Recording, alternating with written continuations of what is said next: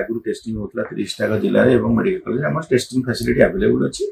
suspected case testing होची हमर नुआ केस किछि जीरो केस एटा हम एक्चुअली खबर कागज रे एवं विभिन्न इलेक्ट्रॉनिक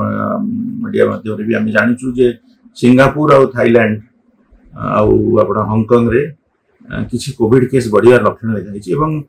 तांका डिटेल आम देखुथुलु WHO सहित भी आम कथबार्ता WHO सेमती तक किछि रिपोर्ट नाही